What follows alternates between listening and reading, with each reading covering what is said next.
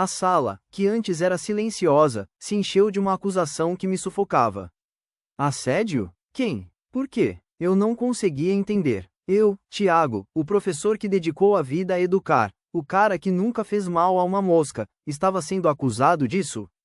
Eu olhei para Dona Lúcia, que parecia tão confusa e triste quanto eu. A vida de um professor, por si só, já é um desafio sem igual. Afinal, educar dezenas de pessoas em uma mesma sala de aula é uma tarefa desafiadora. Mas, neste século XXI, o século da comunicação em tempo real, ser professor é desafiador, pois se coloca a saúde mental e física em jogo. Vamos para a história que pode ser real para muitos. Eu sou Tiago Carvalho, professor de História. E, para mim, ensinar sempre foi a coisa mais importante da minha vida.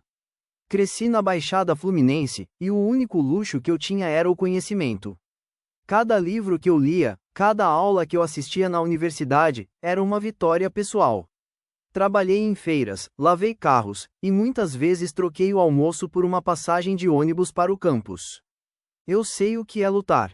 É por isso que, quando me tornei professor, eu vi na educação não apenas uma profissão, mas uma missão de vida. Minha turma da primeira série do ensino médio era um desafio, mas eu adorava. Aquela sala de aula no Rio de Janeiro era um microcosmo da nossa sociedade. Alunos cheios de sonhos, mas também de desilusões. Eu era rigoroso, sim. Eu não tolerava a bagunça ou a preguiça, porque eu sabia que a disciplina era o primeiro passo para a liberdade. A liberdade não é a ausência de regras, mas a capacidade de fazer suas próprias escolhas, e para isso, vocês precisam de conhecimento, eu dizia a eles. Eu me esforçava para ser mais do que um professor. Eu queria ser um mentor. Eu usava filmes, músicas e até memes da internet para tornar o passado mais relevante para o presente deles. Meus alunos sabiam que minha sala era um lugar sério, mas também cheio de vida. A maioria se engajava, mas havia um grupo. Um grupo que via em mim um obstáculo. Liderados por alguns repetentes, eles não queriam estudar. Com as provas finais se aproximando, o risco de reprovação se tornou real, e a tensão entre nós cresceu. Foi nesse ambiente de pressão que o inferno começou. Lara, de 15 anos, era uma aluna que eu sempre tratei com carinho especial. Eu via o potencial nela, mas também a falta de motivação. Lara, você é inteligente, só precisa se dedicar um pouco mais. Eu estou aqui para te ajudar. O conhecimento é a sua porta para o mundo, eu dizia a ela, com a voz mais calma possível. Ela sorria e assentia, e eu acreditava que a semente estava sendo plantada. Mal sabia eu que aquela semente de esperança se transformaria na raiz de uma conspiração cruel. Eles a convenceram a ser a protagonista de uma farsa. O plano era simples e maléfico: me tirar de cena, e, com isso, escapar da reprovação. A minha vida virou de ponta cabeça em uma manhã de terça-feira. Eu estava na sala dos professores, absorto na correção das provas, com a cabeça cheia de notas e planos de aula. Foi quando a diretora, Dona Lúcia, entrou. O olhar dela, normalmente caloroso, era de pura tensão. Professor Tiago, preciso conversar com o senhor. Na minha sala. Agora, disse ela, com a voz grave. Meu coração acelerou. Eu conhecia o tom de voz de Dona Lúcia. Aquilo não era um simples chamado. Era sério. Ao entrar na sala, a cena me assustou. O inspetor de alunos estava lá, junto com uma senhora que eu não reconheci, mas que, pelo olhar de pavor da diretora, eu sabia que algo estava muito errado. A senhora chorava, os soluços ecoando pela sala. E, quando me viu, o choro se transformou em fúria. Esse é ele que assediou a minha filha, ela gritou, apontando o dedo trêmulo para mim. Miserável! Como ele teve coragem de fazer isso com a minha menina? A sala, que antes era silenciosa, se encheu de uma acusação que me sufocava. Assédio? Quem? Por quê? Eu não conseguia entender. Eu, Tiago, o professor que dedicou a vida a educar, o cara que nunca fez mal a uma mosca, estava sendo acusado disso? Eu olhei para Dona Lúcia, que parecia tão confusa e triste quanto eu. A senhora, que eu vim a saber que era a mãe da Lara, Dona Célia, continuou. Ela falou sobre ligações anônimas, sobre mensagens de texto que supostamente eu teria mandado e sobre o trauma da filha. Naquele momento, eu soube. Eu estava em um pesadelo.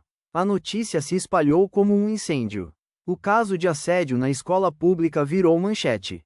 Dona Célia, agora vista como uma mãe corajosa, concedeu entrevistas a programas de TV e a influenciadores digitais, que se apressaram em me condenar antes de qualquer investigação. Eles usavam a história para ganhar fama, e eu, o professor, era o vilão perfeito. Eu vi manchetes como: professor predador ataca aluna em escola do Rio, e ouvi pessoas me julgando nas redes sociais. Aonde a humanidade vai parar? Eu pensava. As pessoas se alimentam da desgraça dos outros e não se importam em saber se é verdade ou não. Eu me sentia impotente, como se estivesse gritando em uma sala vazia. Fui afastado da escola e, em um mês, a minha vida estava em ruínas. A audiência no fórum parecia ser meu último recurso. Ao descobrir que a acusação se tornava pública, o professor Tiago foi consumido por uma angústia avassaladora. Ele se sentia encurralado, um alvo fácil para a fúria do público. Cada saída de casa era um ato de coragem, pois o medo de ser reconhecido na rua e de sofrer algum tipo de agressão física ou verbal se tornou constante. O noticiário e as redes sociais eram um verdadeiro campo minado, onde a verdade se perdia em meio a comentários de ódio e julgamentos implacáveis. As pessoas já o consideravam culpado, e cada foto e vídeo seu que circulava online alimentava a narrativa de um monstro, destruindo sua reputação antes mesmo de ter a chance de se defender. Em sua mente, o assédio moral se somava à falsa acusação, e o desejo de voltar à sala de aula se esvaía diante da possibilidade de enfrentar olhares de desprezo e a desconfiança de seus próprios alunos. O dia do julgamento chegou. Eu me preparei como se fosse uma aula, mas o nervosismo era palpável. Eu entrei na sala de audiência com a mesma dignidade com que entrava na minha sala de aula. O ambiente era tenso. Do outro lado da sala, Dona Célia e Lara me olhavam com olhos de julgamento. Meu advogado, um homem experiente e de poucas palavras, começou a defesa. Ele pediu à juíza para que analisasse o caso com calma. E foi aí que o jogo virou. Ele pediu a exibição de todas as gravações das câmeras de segurança da escola. As imagens mostraram que eu e Lara nunca estivemos sozinhos. Estávamos sempre em ambientes comuns, cheios de gente. As filmagens mostravam Tiago ajudando a menina a estudar, em total conformidade com as regras da escola. Em seguida, o advogado chamou as testemunhas. Primeiro, Dona Lúcia. Eu conheço o professor Tiago há 10 anos, ela disse. Ele é um dos profissionais mais dedicados e éticos que já conheci. Ele ama o que faz. Essa acusação, vinda de uma aluna que ele sempre tentou ajudar, me parece uma injustiça. Depois, foram chamados outros professores e funcionários da escola. Um inspetor relatou meu método de trabalho, sempre transparente. Outro professor falou sobre as vezes em que me viu ensinando Lara depois da aula, sempre na biblioteca, em público, com as portas abertas. O mais impactante, no entanto, foi o momento em que meu advogado exibiu prints de conversas de WhatsApp de um grupo de alunos da primeira série. As mensagens, obtidas legalmente por um perito, revelavam o plano em detalhes. As falas eram cruéis. É a única forma de nos livrarmos das provas, dizia um. O Tiago é muito chato, a gente tem que tirar ele de lá, dizia outro.